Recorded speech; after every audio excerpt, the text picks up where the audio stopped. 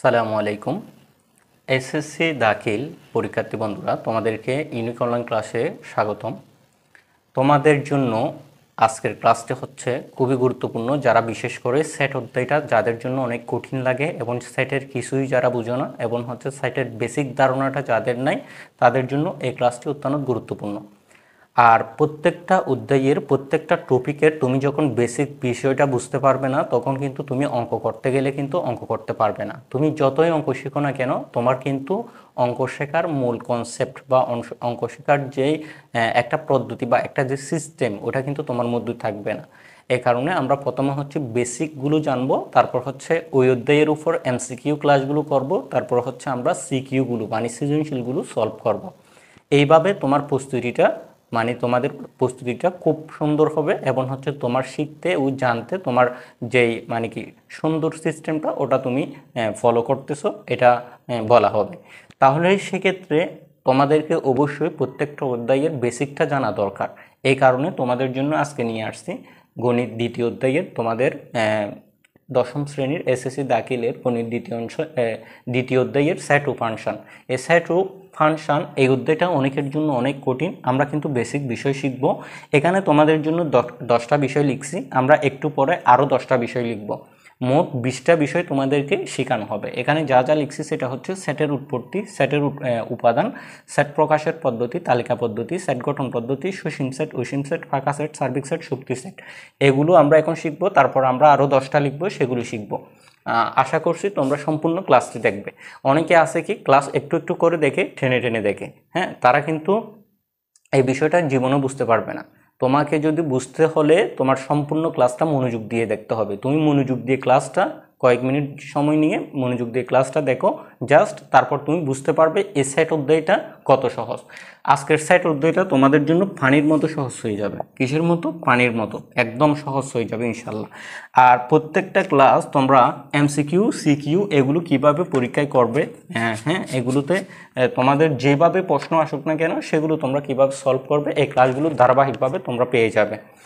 আর আচ্ছা, শুরু করি তাহলে। আমরা বেশি কথা না বলে আমরা আমাদের ক্লাসটা শুরু করি। সেটের উৎপত্তি, সেটের উৎপত্তিকরণকে এখানে কিন্তু তোমাকে বিস্তারিত অনেক কথা বলতে গেলে অনেক কথা বলতে পারি। প্রত্যেকটা মানে যেগুলো লিখছি সেগুলো সম্পর্কে অনেক কিছু বলা যায়, কিন্তু আমরা অনেক কিছু বলবো না। যেগুলো তোমার জন্য গুরুত্বপূর্ণ সেগুলোই বলবো। সেটের উৎপত্তি, সেটের উৎপত্তি হয় হচ্ছে জার্মান গণিতবিদ জস ক্যান্টরের মাধ্যমে। তাহলে সেট তত্ত্বর জনক বলা হয়। এমসিকিউতে তোমাদের প্রশ্নটা এরকম আছে, সেট তত্ত্বের জনক বলা হয় কাকে? তাহলে সেট তত্ত্বের জনক বলা হয় হচ্ছে জার্মান গণিতবিদ জস ক্যান্টরকে। সেট তত্ত্বের জনক,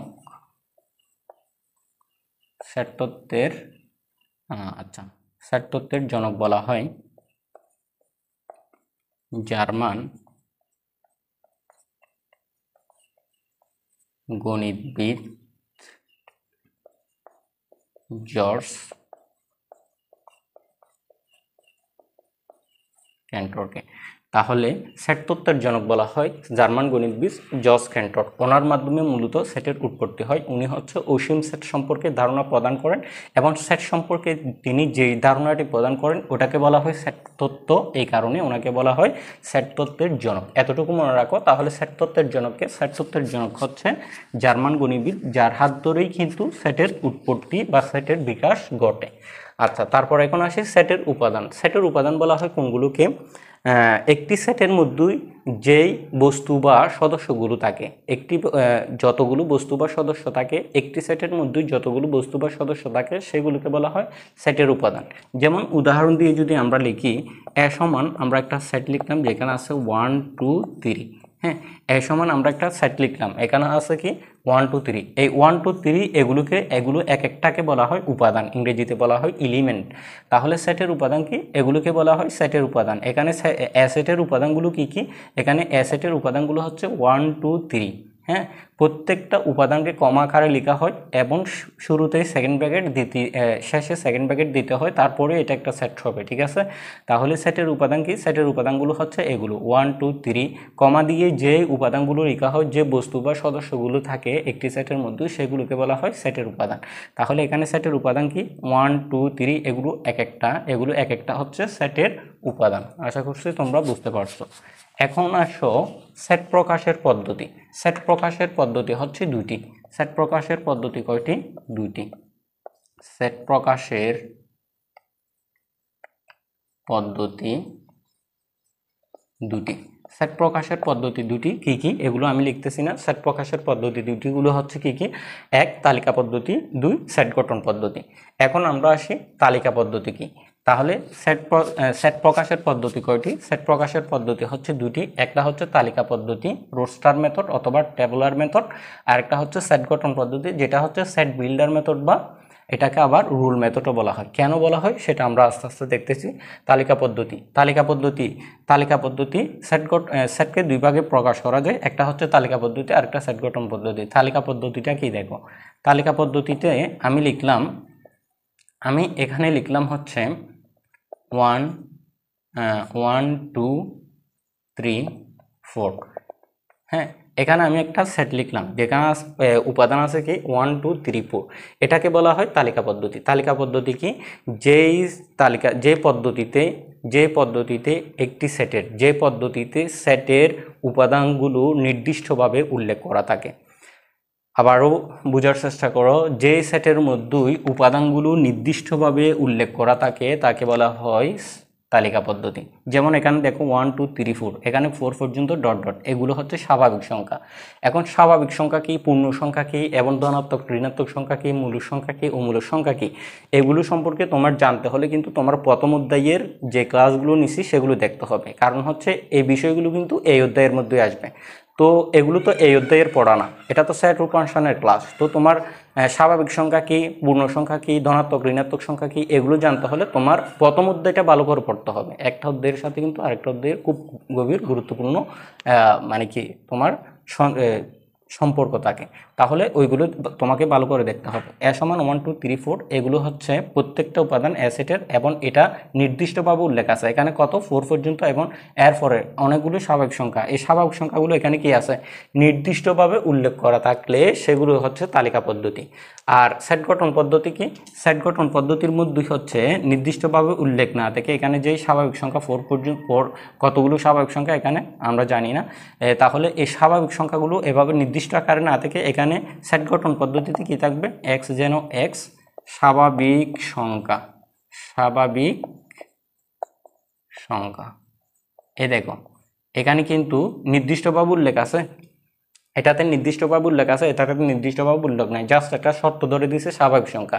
এখানে অ্যাসেটের উপাদান হবে কি? স্বাভাবিক সংখ্যা। একটা কথা বলে দিয়েছে কিন্তু উপাদানগুলো উল্লেখ করে দেয় নাই, এবং উপাদানগুলো কি কি হবে একটাও উপাদান উল্লেখ করে নাই, কিন্তু এখানে উপাদান উল্লেখ করা আছে। তাহলে উপাদান যদি উল্লেখ করা থাকে সেটা হচ্ছে তালিকা পদ্ধতি, আর যদি উপাদান উল্লেখ করা না থাকে, একটা শর্ত বা একটা নিয়ম থাকে, তাহলে সেটা হবে সেট গঠন পদ্ধতি। এই সেট গঠন পদ্ধতিতে কিছু নিয়ম থাকে, যার কারণে যেমন আরও একটা সেট যদি আমি বি সেট সমান ধরি, সেটা হচ্ছে 3 আচ্ছা এক্স যেন এক্স 3 গুণিতক, 3 গুণিতক। এখন 3 গুণিতক কত থেকে কত? 3 গুণিতক আমি বললাম হচ্ছে 3 গুণিতক 3 চেয়ে বড় এবং তোমার 30 চেয়ে ছোট।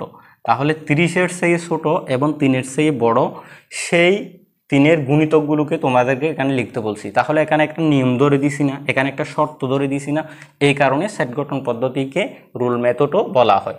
তাহলে আশা করছি তোমরা সেট তালিকা পদ্ধতি আর সেট গঠন পদ্ধতি কি বুঝতে পারছো। আমি আবারও বলতেছি, যে সেটের মধ্যেই উপাদানগুলো নির্দিষ্টভাবে উল্লেখ করা থাকে সেটা হচ্ছে তালিকা পদ্ধতি, আর যেই সেটের মধ্যেই নির্দিষ্ট কোনো উপাদান উল্লেখ না করে কোনো শর্ত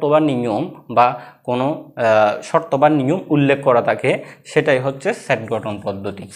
আচ্ছা, তারপর আমরা এখন দেখব হচ্ছে সসীম সেট। সসীম সেট কি? আচ্ছা, সসীম আর অসীম এগুলো কি বুঝাবো? তোমরা তো অবশ্যই জানো সসীম মানে হচ্ছে যেটার কি আছে, লিমিট আছে, আর অসীম মানে হচ্ছে যেটার লিমিট নাই। তাহলে আমরা সসীম সেট বলতে এমন সেটগুলোকে বলতে পারি যে সেটের উপাদান সংখ্যা সীমিত, যে সেটের উপাদান সংখ্যা গণনা করে নির্ধারণ করা যায়। কি বলছি? সসীম সেট। সসীম সেট মানে কি? সসীম সেট মানে হচ্ছে যেই সেটের উপাদান সংখ্যা কি গণনা করে নির্ধারণ করা যায়, যে সেটের উপাদান সংখ্যা গণনা করে নির্ধারণ করা যায় সেটি হচ্ছে মূলত কি? সসীম সেট। যে সেটের উপাদান সংখ্যা গণনা করে নির্ধারণ করা যায় সেটি হচ্ছে সসীম সেট। যেমন আমি একটা সেট লিখলাম, দেখি আমি একটা সেট লিখলাম 3 4 6, ঠিক আছে? এখানে 3 4 6 এগুলো হচ্ছে জোট সংখ্যা, 3 4 6 এগুলো হচ্ছে কি সংখ্যা? জোট সংখ্যা। এবং কত পর্যন্ত? 6 পর্যন্ত। এ দেখো শুধুমাত্র 3টা উপাদান, এই এ সেটের উপাদান কয়টা? 3টা উপাদান। এগুলো গণনা করে আমরা নির্ধারণ করতে পারতেছি কিনা? অবশ্যই পারতেছি। এই কারণে এটাকে বলা হয় সসীম সেট। আর অসীম সেট কি? অসীম সেট হচ্ছে তোমার যেটা গণনা করে নির্ধারণ করা যায় না। যেমন হচ্ছে আমি এ সেট সমান আরেকটা সেট লিখলাম 1 2 3 4, এগুলো হচ্ছে স্বাভাবিক সংখ্যা, আমি ডট ডট দিলাম। স্বাভাবিক সংখ্যা তো অনেক অনেক হতে পারে, তো এখানে ডট ডট মানে অনেক অনেক সংখ্যা যেটা গণনা করে তুমি শেষ করতে পারবে না।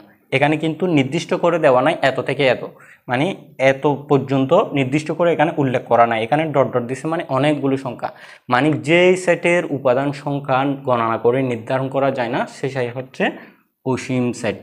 তাহলে যেই সেটের উপাদান সংখ্যা গণনা করে নির্ধারণ করা যায় সেটা হচ্ছে সসীম সেট, আর যে সেটের উপাদান সংখ্যা গণনা করে নির্ধারণ করা যায় না সেটা হচ্ছে অসীম সেট। আশা করছি তোমরা বুঝতে পারছো। এখন আমরা চলে যাই ফাঁকা সেট। ফাঁকা সেট মানে কি? ফাঁকা মানে তো তোমরা জানো ফাঁকা মানে কিছু নাই, ঠিক আছে? তাহলে ফাঁকা মানে যদি কিছু না থাকে তাহলে আমাদের ক্লাসটা একটু সমস্যার কারণে কেটে গেছিল। আমরা এখন দেখব হচ্ছে ফাঁকা সেট থেকে যে যে সেটগুলো আমাদের দেখা হয়নি, যে বিষয়গুলো সম্পর্কে আমরা তোমাদেরকে বলা হয়নি, সে বিষয়গুলো সম্পর্কে এখন বলবো। ফাঁকা সেট। ফাঁকা সেট মানে যে সেটের কোনো উপাদান নেই তাকে ফাঁকা সেট বলা হয়। এক কথায় যে সেটের কোনো উপাদান নেই তাকে বলা হয় ফাঁকা সেট। ফাঁকা সেটকে দুইভাবে লেখা হয়, একটা হচ্ছে গ্রিক বর্ণমালা ফাই দিয়ে, অথবা হচ্ছে দুইটি সেকেন্ড ব্র্যাকেট ব্যবহার করে। তাহলে ফাঁকা সেটকে কয়ভাবে লেখা হয়? ফাঁকা সেটকে দুইভাবে লেখা হয়, একটা হচ্ছে গ্রিক বর্ণমালা ফাই দিয়ে, আরেকটা হচ্ছে দুইটা সেকেন্ড ব্র্যাকেট দিয়ে লেখা হয়। এই দুইভাবে ফাঁকা সেটকে লেখা হয়। হ্যাঁ, ফাঁকা সেট মানে কি? আমি আবারও বলতেছি, ফাঁকা সেট মানে হচ্ছে যে সেটের কোনো উপাদান নেই তাকে বলা হয় ফাঁকা সেট। যেমন তোমাকে যদি বলা হয় 32 দিনের একটি মাসের সেট বের করতে, তাহলে 32 দিনের তো কোনো মাসে নেই, তাহলে তুমি সেট কীভাবে বের করবে? যেটার কোনো উপাদানই নেই, সেটাই হচ্ছে কি ফাঁকা সেট। এখন আসি সার্বিক সেট।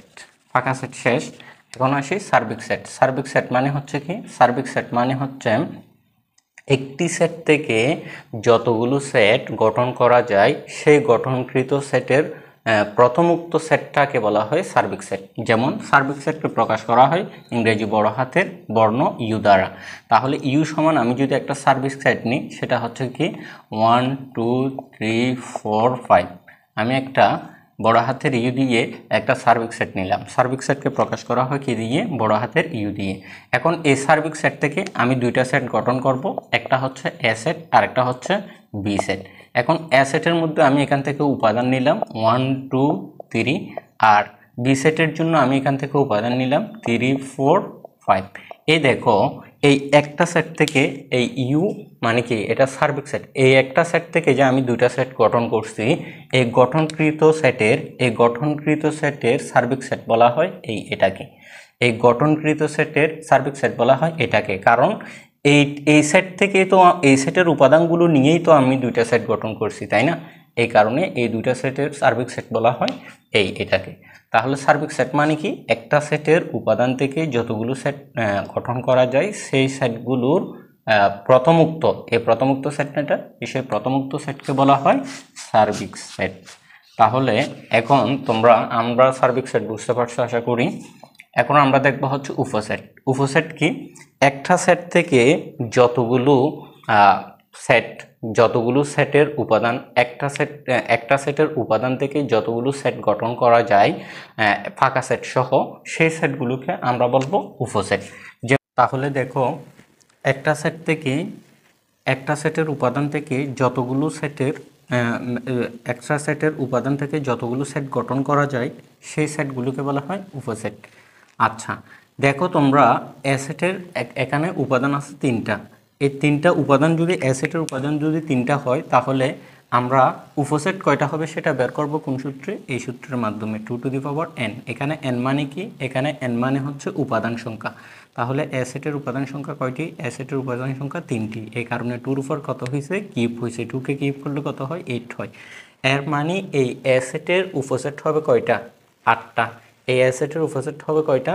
8টা। তাহলে আমরা উপসেটগুলো বের করি। এ সেটের উপসেটগুলো যদি আমরা বের করি, প্রথমে যে সেটটা বের করতে পারি সেটা হচ্ছে কি, প্রথমে আমরা এটা সম্পূর্ণটাকে লিখব। সম্পূর্ণটা হচ্ছে 1 2 3।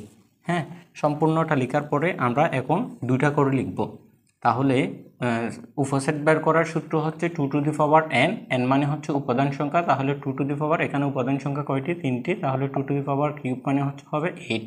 তাহলে উপসেট হবে কয়টা? 8টা। আমরা একটা লিখলাম, এটা সম্পূর্ণটাকে একটা লিখলাম। এখন লিখব একটা করে লিখলে 1, তারপরে হচ্ছে 2, তারপরে হচ্ছে 3, তারপরে হচ্ছে, এখন একটা করে লিখে ফেললাম। এখন লিখব দুইটা করে। তাহলে 1 2, তারপর আরেকটা হবে হচ্ছে 1 3, তারপর আরেকটা হবে হচ্ছে 2 3। তাহলে কয়টা হয়? একটা, দুইটা, তিনটা, চারটা, পাঁচটা, ছয়টা, 7টা হয়েছে। তাহলে আরেকটা কি? আরেকটা হচ্ছে ফাঁকা সেট। বুঝতে পারছো? এখন এই এ সেটের এগুলোকে বলা হয় উপসেট। এই এ সেট থেকে এই যতগুলো সেটের এ সেটের উপাদান নিয়ে যতগুলো সেট এখানে গঠন করা হয়েছে, এটা একটা সেট, এটা একটা, এগুলো প্রত্যেকটাকে বলা হয় উপসেট। তাহলে উপসেট মানে কি? একটা সেটের উপাদান থেকে যতগুলো সেট গঠন করা যায় তাকে বলা হয় উপসেট। এখন আসি, উপসেট নির্ণয়ের সূত্রটা হচ্ছে 2n। n মানে হচ্ছে উপাদান সংখ্যা। এখানে উপাদান সংখ্যা যত হবে তত হবে 2 এর উপর। তাহলে উপাদান সংখ্যা 3টি, এখানে 2 কিউব হয়েছে, আর 2 কিউব মানে 8। এর মানে উপসেট হবে কয়টা? এখানে উপসেট হবে হচ্ছে 3টা। এখানে উপসেট হবে হচ্ছে 8টা। এখানে উপসেট হবে 8টা। এই কারণে 8টা উপসেট হয়েছে। এই প্রথমটা একটা, দুইটা, তিনটা, চারটা, পাঁচটা, ছয়টা, 7টা, 8টা উপসেট হয়েছে। এখন আসি প্রকৃত উপসেট। প্রকৃত উপসেট কি? প্রকৃত উপসেটের সূত্র হচ্ছে 2n - 1। প্রকৃত উপসেটের সূত্র কি? প্রকৃত উপসেটের সূত্র হচ্ছে 2n - 1। এখন দেখো, 2n মানে তুমি জানো কি? উপাদান সংখ্যা। এখানে এ সেটের উপাদান সংখ্যা কত? 3 -1। এখন 2কে যদি কিউব করো তাহলে হয় 8, 8 থেকে যদি 1 বিয়োগ করো তাহলে হয় 7। এর মানে এখানে প্রকৃত উপসেট হবে কয়টা? 7টা। তো প্রকৃত উপসেট কোনটা বাদ দিলে বাকিগুলো প্রকৃত উপসেট? এই দেখো, যেটা তুমি মানে এখান থেকে নিছো, হ্যাঁ, এখানে যেটা আছে সেটাও তুমি উপসেট ধরে নিছো। এখন যেটা আছে সেটাকে যদি তুমি বাদ দাও, এটাকে বাদ দিয়ে বাকি যতগুলো সেট থাকবে, বাকি যতগুলো উপসেট থাকবে, এগুলোকে বলা হয় প্রকৃত উপসেট।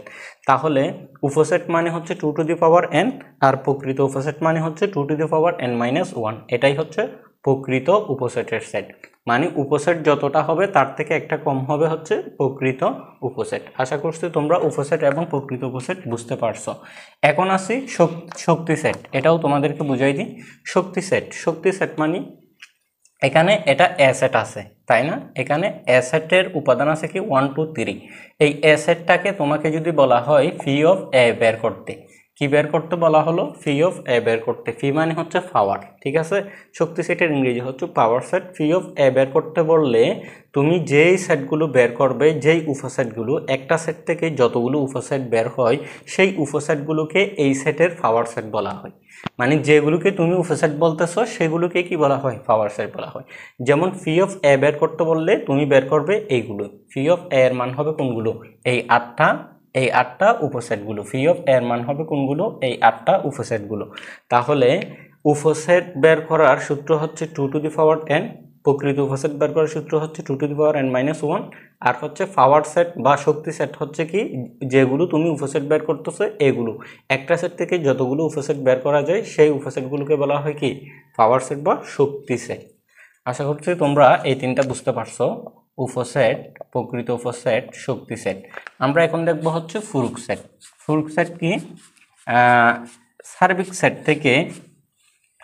সেট থেকে যে কোনো সেট বাদ দিলে, দেখো তোমাদেরকে এটা আমি উদাহরণের মাধ্যমে বোঝানোর চেষ্টা করি। দেখো আমি একটা সেট লিখলাম, যেটাতে উপাদান আছে হচ্ছে 1 2 3 4 5 6, ঠিক আছে? এটা একটা সেট লিখলাম। এই সেট থেকে আমি আরো একটা সেট লিখলাম, এ সেট, যেটার উপাদান হচ্ছে 3 4 5, ঠিক আছে?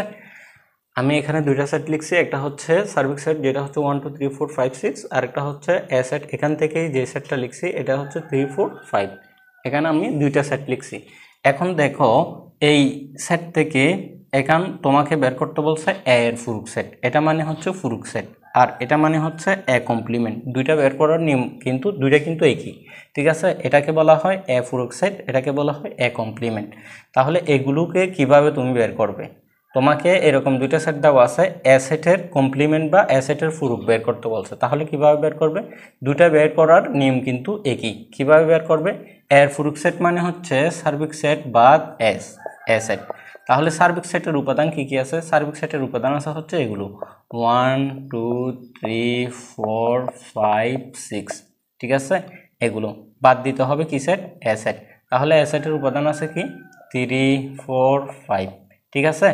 এই সার্বিক সেট থেকে এ সেট বাদ দিচ্ছি কারণ এর ফুরুক বের করতে বলছে।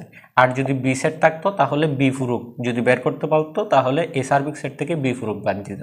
আর যদি সি ফুরুক বের করতে বলতো তাহলে এই সার্বিক সেট থেকে সি এর মান বাদ দিতে হতো।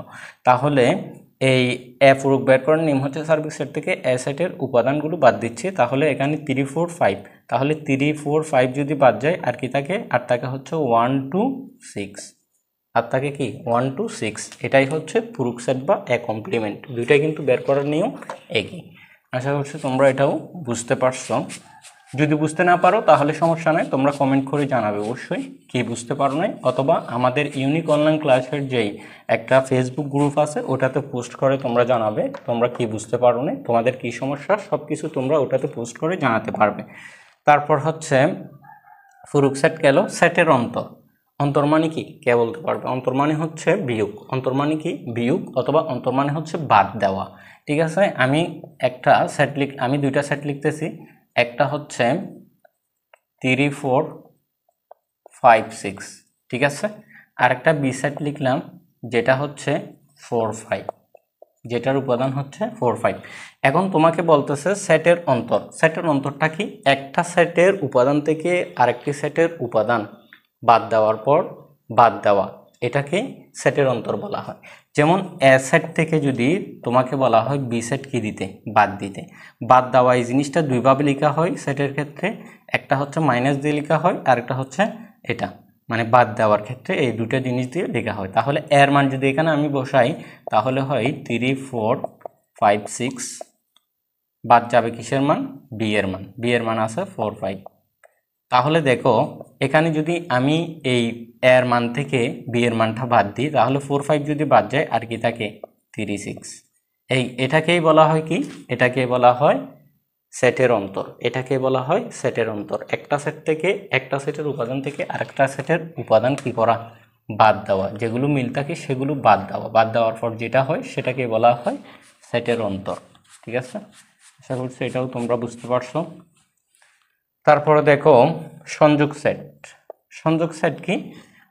এক বা একাধিক সেটের উপাদানের সমন্বয়ে এক বা একাধিক সেটের সকল উপাদান নিয়ে, আবারও বলতেছি, এক বা একাধিক সেটের সকল উপাদান নিয়ে যে সেট গঠন করা হয়, এক বা একাধিক সেটের উপাদান নিয়ে যে সেট গঠিত হয় তাকে বলা হয় সংযোগ সেট।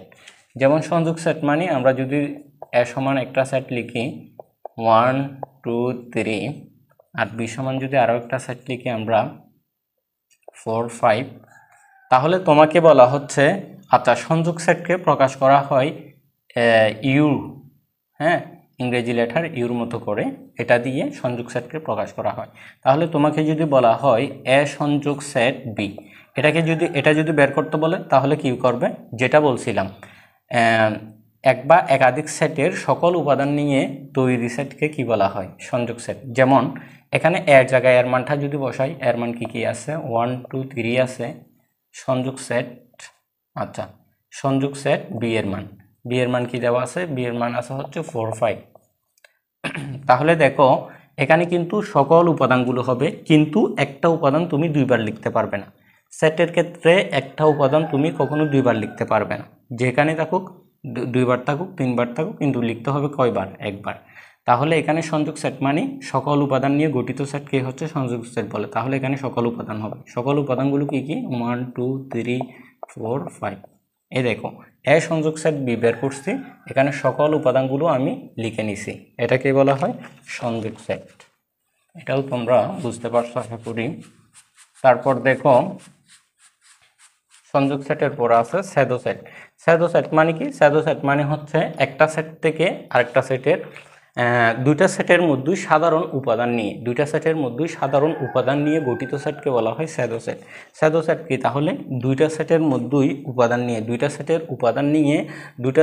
সাধারণ উপাদান নিয়ে, শুধু উপাদান না, দুইটা সেটের সাধারণ উপাদান নিয়ে গঠিত সেটকে বলা হয় স্যাডো সেট। যেমন স্যাডো সেটকে আমি যদি লিখতে চাই, তাহলে দেখো এখানে এ সমান আমি একটা সেট লিখলাম 1 2 3, আর বি সমান একটা সেট লিখলাম হচ্ছে 3 4। ঠিক আছে, এখানে দুইটা সেট লিখলাম।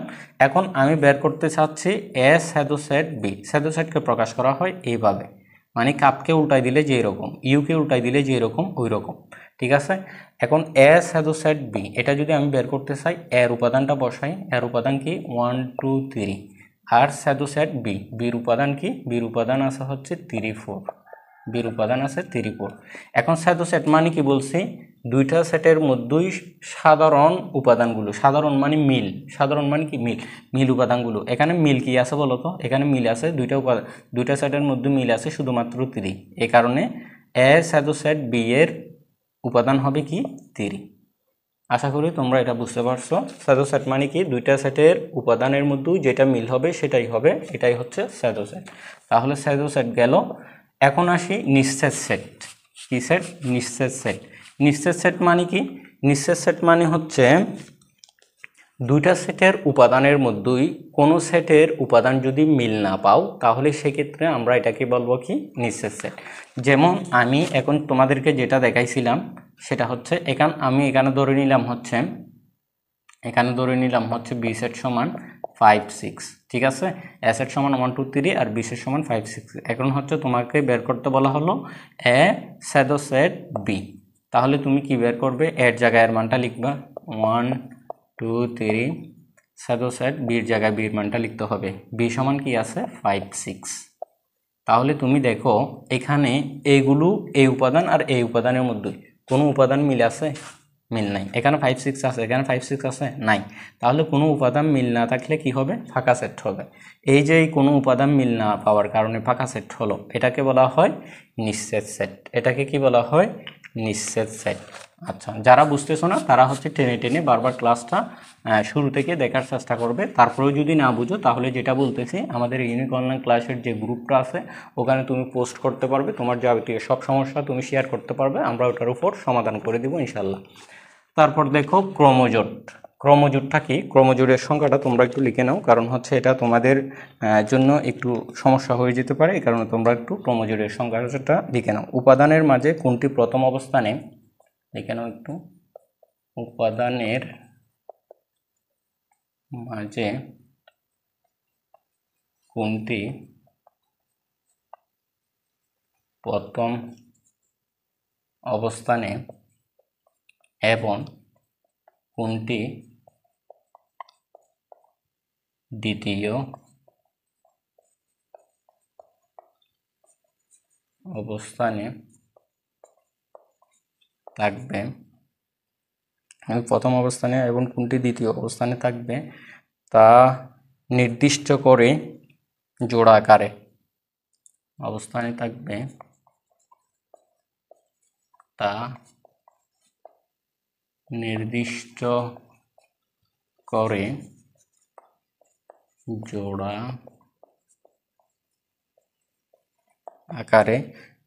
আকারে প্রথম বন্ধনীর ভিতরে জোড়া আকারে প্রথম বন্ধনীর ভিতরে প্রকাশ করাকে কি বলা হয়? প্রকাশ করাকে বলা হয় ক্রমজোট। তাহলে দেখো, উপাদানের মাঝে কোনটি প্রথম অবস্থানে থাকবে? একটি উপাদানের মাঝে, একটি উপাদান না, ওখানে উপাদানগুলো থাকবে দুইটি।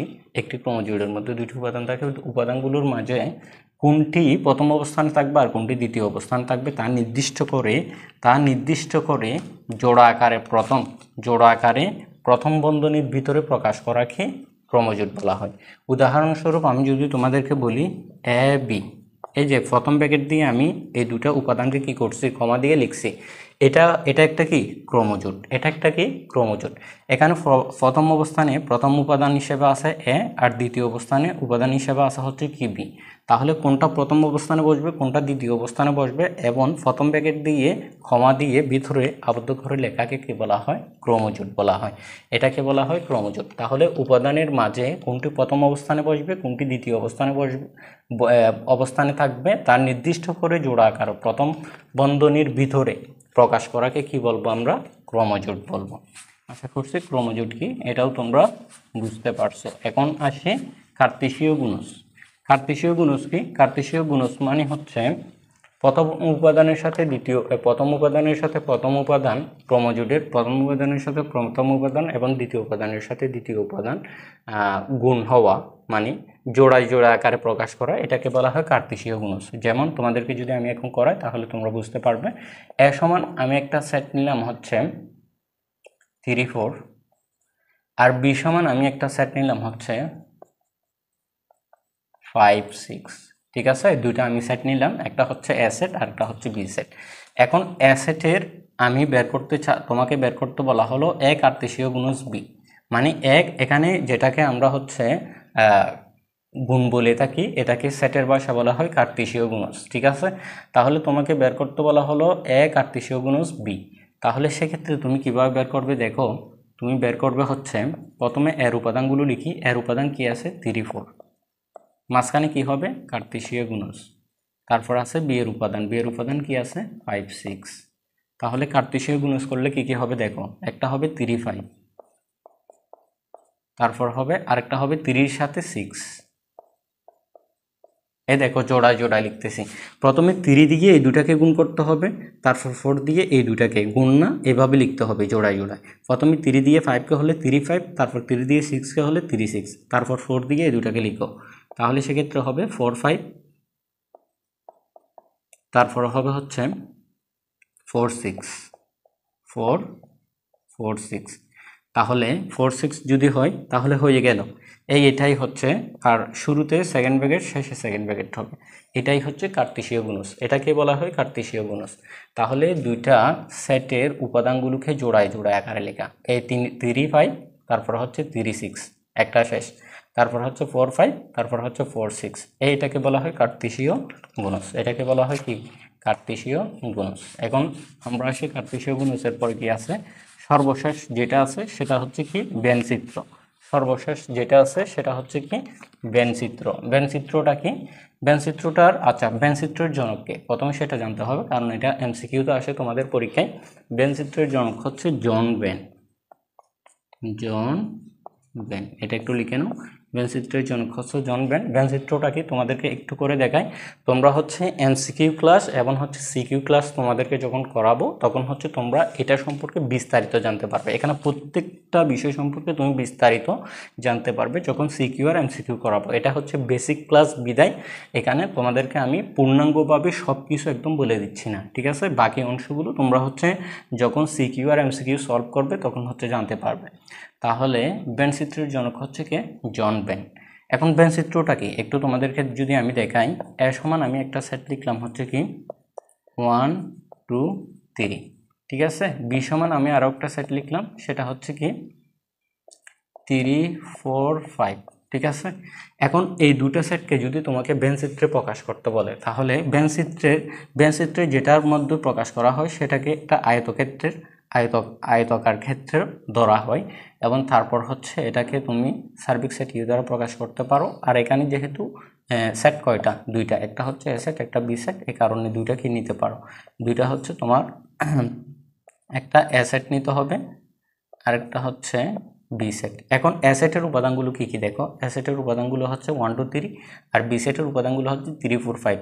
এখানে মিল আছে কি, মিল আছে 3, এই কারণে দুইটার মাঝখানে হবে কি 3।